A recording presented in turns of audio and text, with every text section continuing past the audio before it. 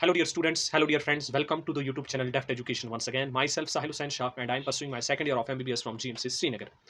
So, ये video जो है सारी उन एस्पायरेंट के लिए है जो इस बार नीट 2024 में एग्जाम क्लियर नहीं कर पाए, यानी कि जिनका इस बार सिलेक्शन नहीं हो रहा एंड नाउ वो सोच रहे हैं कि हमें ड्रॉप लेना है। अब अगर आप ड्रॉप ले रहे हैं तो आपको किस तरीके से तैयारी करनी है वो मैं इस वीडियो के अंदर आपको बताने जा रहा हूँ। एक्चुअली काफ़ी सारे मैसेज आ रहे हैं स्टूडेंट के कि कोई कह रहा है कि हमें फिर से तैयारी करनी है, हमें पता नहीं है हम कहाँ पर लैग कर रहे हैं इन डिस्पाइट कि हम अपने सारे एफर्ट्स दे रहे हैं फिर भी हमें रिजल्ट हासिल नहीं हो रहे। सो एक्चुअली ये वीडियो उन्हीं के लिए है, और जो भी इवन कि अगर आप फ्रेशर हैं और आप नीट एग्जाम देना चाह रहे हैं 2025 में, तो ये वीडियो आपके लिए है। ठीक है, तो सबसे पहली बात आप सोच रहे होंगे कि स्टेथो क्यों डाला है, बिकॉज आई नो कि this stetho is a very big motivation for you people. जो भी एस्पायरेंट होता है उसके लिए सबसे बड़ी मोटिवेशन यही है, that is why I am wearing this. ठीक है, एंड ये लगाने के बाद आप समझ पाएंगे कि why I am sharing with you, या आपके साथ ये चीजें शेयर अगर मैं कर रहा हूँ तो मीन्स मैं इस फेज से गुजरा हूँ, दैट इज वाई मैं आपको ये चीजें बता रहा हूँ। एक्चुअली अगर आपने सोचा है कि मुझे नीट एग्जाम फिर से देना है, तो मैं सबसे पहले आपको ये कहूंगा कि आप अपना यानी कि अपने आप से कंफर्म कर लें दैट आप सिर्फ एमबीबीएस ही करना चाहते हैं। ठीक है, यानी कि आप रिलेटिव्स के प्रेशर से, आपने फैमिली के प्रेशर से, या आप ये सोच रहे हैं कि उस बंदे ने किया तो मैं भी करूं, तो अगर आप इसलिए ड्रॉप लेना चाहते हैं देन मैं आपसे कहूंगा आप ड्रॉप ना लें। ठीक है, देन आप एमबीबीएस के अंदर ना आए, बेटर यही है। लेकिन अगर आप पैशनेट है रियली अबाउट दिस फील्ड, ठीक है, इस फील्ड के लिए आप पैशनेट है और आप चाहते हैं कि मुझे एमबीबीएस ही करना है, अपनी विल है, देन वेलकम। ठीक है, तो ये वीडियो आपके लिए होगा। चैनल को जरूर सब्सक्राइब करिए बिकॉज ऐसे वीडियोस मैं आप तक जरूर पहुंचाऊंगा। ठीक है, एंड मुझे भी एक मोटिवेशन मिलती है कि मैं आपके साथ ये चीज़ें जो है वो शेयर करूं। एक्चुअली अगर आपने सोचा ना ड्रॉप लेने का, तो सबसे पहली चीज़ आती है कि यू हैव टू सेलेक्ट कि आप कहाँ से पढ़ने जा रहे हैं। ठीक है, आप ऑनलाइन पढ़ेंगे, आप ऑफलाइन पढ़ेंगे, आपको खुद डिसाइड करना है। No one can suggest you, because अगर आपको लगता है कि मैं ऑनलाइन पढ़ सकता हूँ, ऑनलाइन में जो डिस्ट्रक्शंस है मैं उनको ओवरकम कर सकता हूँ, then online is better. Otherwise अगर आपको लगता है कि ऑनलाइन में मैं जो है डिस्ट्रैक्ट हो जाऊंगा, देन आपके लिए ऑफलाइन जो है वो बेटर रहता है। Now you have to select, आपको रिसर्च करनी है इस बात की कि कौन सी चीज़ मेरे लिए बेस्ट रहेगी और उस चीज़ को मैं ज्वाइन करूँ। तो आपने खुद सेलेक्ट करना है कि मैं ऑनलाइन जाऊँ या ऑफलाइन जाऊँ, ऑनलाइन में भी किस कहाँ से जाऊँ, ऑफलाइन में कहाँ से जाऊँ, ये चीज़ आपको खुद देखनी है। ठीक है, दूसरी चीज़, आपने सेंटर तो ज्वाइन कर लिया, ऑनलाइन किया, ऑफलाइन किया, ठीक है, यू हैव ज्वाइनड एन इंस्टीट्यूट। दूसरी चीज़ आती है, आप अगर किसी इंस्टीट्यूट को ज्वाइन करते हैं, ठीक है, देन आपकी जो फैकल्टी है उस पर तो आपको भरोसा करना है। ठीक है, उस पर तो भरोसा करना है, यानी कि वो जो कंटेंट दे रहे हैं उस पर भरोसा करना है, बट जो कंटेंट आपका एनसीईआरटी से बाहर होगा आप उसे नेग्लेक्ट करते जाएं। यानी कि कोई भी चीज़ अगर आपको एनसीईआरटी के बाहर पढ़ाई जा रही है तो आप उसको बिल्कुल भी जो है ना, यानी कि नेग्लेक्ट करते जाएं, बिकॉज वो चीज़ आपको एग्जाम के अंदर नहीं पूछी जाएगी। ठीक है, मोस्ट ऑफ द बच्चे जो है ना वो एक्चुअली एनसीईआरटी से बाहर वाले टॉपिक भी कवर करते रहते हैं, जिसकी वजह से जो है ना वो काफ़ी लास्ट में जो है फ्रस्ट्रेट हो जाते हैं, उन्हें समझ नहीं आता पढ़ना क्या और छोड़ना क्या। तो बेटर इज यही कि आप सिर्फ और सिर्फ वो कंटेंट लें जो एनसीईआरटी के अंदर है, एनसीईआरटी के बाहर जो भी कंटेंट आपको दिया जा रहा है आप उसको नेग्लेक्ट करें। ठीक है, अब तीसरी इंपॉर्टेंट चीज है कि आपको पढ़ना किस तरीके से है। देखिए, बायो के केस में अगर मैं कहूं तो बिल्कुल बायो और केमिस्ट्री का बिल्कुल सेम सीन है। You have to read NCERT line by line.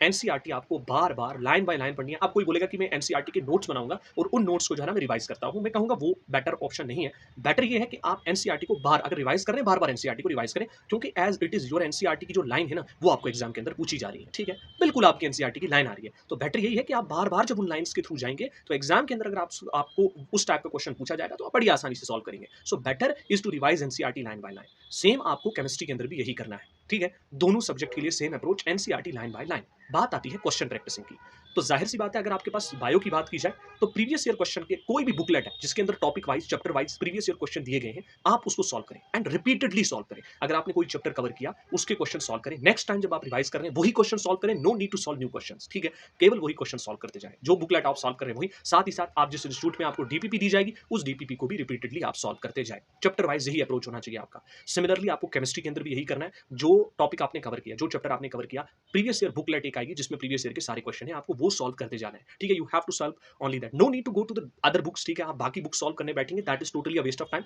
So better यही है कि आप सिर्फ और सिर्फ जो है ना आपकी जो पीवाईक्यू की बुकलेट होती है ना उससे लें और उसे सॉल्व करें और बार बार उसे सॉल्व करें। ठीक है, ऐसा नहीं कि आपने एक बुक सॉल्व किया, आप बंद करके गए, अब दूसरी बुक पे जा रहे हैं, that is totally a wrong approach. Better यही है कि आप एक ही बुक को बार बार सॉल्व करें। ठीक है, केमिस्ट्री के अंदर भी आपको यही अप्रोच रखना है। केमिस्ट्री के अंदर एक और इंपॉर्टेंट बात है, जो इन टेक्स्ट क्वेश्चन दिए रहते हैं उनको जरूर सॉल्व करें, बिकॉज वो भी एज इट इज आपको एग्जाम के अंदर पूछे जाते हैं। सो इन टेक्स्ट क्वेश्चन जो है they are going to be very important in case of chemistry. ठीक है, जो भी ऑर्गेनिक की रिएक्शंस है ना उनको एज इट इज आपको रटा हुआ होना चाहिए, बिकॉज अगर आप देखें ना आपकी डायरेक्ट एनसीईआरटी पूछी जाती है एग्जाम के अंदर, उसके बाहर कुछ भी नहीं पूछा जाता। क्योंकि अगर आप देखेंगे ना, अगर आप पेपर लेवल को कंपेयर करेंगे, जो 2018-19 या उससे पहले जो पेपर आते थे और जो आजकल पेपर आ रहे हैं उनके अंदर कितनी लेवल के अंदर डिफरेंस है। मींस आपके लिए ना मेडिकल कॉलेज के अंदर जो एंट्री है वो आसान कर दी गई है, लेकिन आपको तरीका समझना है कि आपको पढ़ना कैसे है। Entry in a medical college जो है ना वो बहुत ईजी हुई है जब से आपका एनटीए एग्जाम कंडक्ट कर रहा है। मींस ईजी कहने का ही मतलब नहीं है, कॉम्पिटिशन बहुत ज्यादा है, you have to score very very well, तब आप जाके ना मेडिकल कॉलेज में पहुंचेंगे, बिकॉज पेपर लेवल ही जो है वो डिग्री यानी कि नीचे जा रही है। दैट इज वाई आपको मैक्सिमम स्कोर करने की कोशिश करनी है।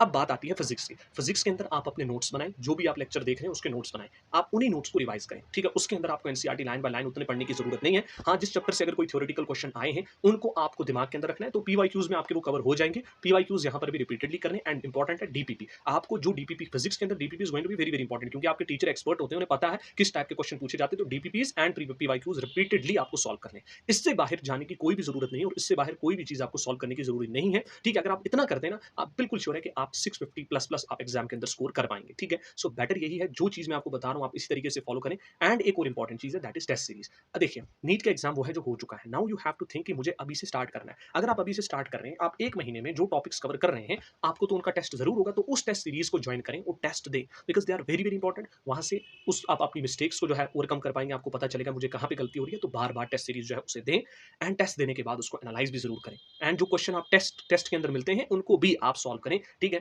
ताकि आप जो है ना ज्यादा नंबर ऑफ क्वेश्चन जो है वो कवर कर पाए। तो मोस्ट ऑफ द केसेस में जो आप क्वेश्चन सॉल्व करेंगे पीवाईक्यूज में, डीपीपीज में, वही आपको टेस्ट के अंदर भी पूछे जाएंगे, ठीक है। सो ये सारी चीजें अगर आप करते हैं ना, then it is very easy that you can score very well in your NEET exam. So मैं आपको यही कहूंगा कि अगर आप इन चीजों को फॉलो करते हैं, इंशाल्लाह you will see a very good improvement in your score. So उम्मीद है कि आप इन चीजों को फॉलो करेंगे, एंड बस best of luck for all दो स्टूडेंट जिन्होंने सोचा कि अब इस बार तो नहीं, नेक्स्ट बार इंशाल्लाह करके दिखाऊंगा, ठीक है। तो ये वीडियो होने के लिए है, मुझे उम्मीद है कि आपको वीडियो जरूर पसंद आया होगा, तो चैनल को जरूर सब्सक्राइब करें, ऐसी वीडियोस मैं आप तक शेयर करता रहूंगा। Thanks for watching this video.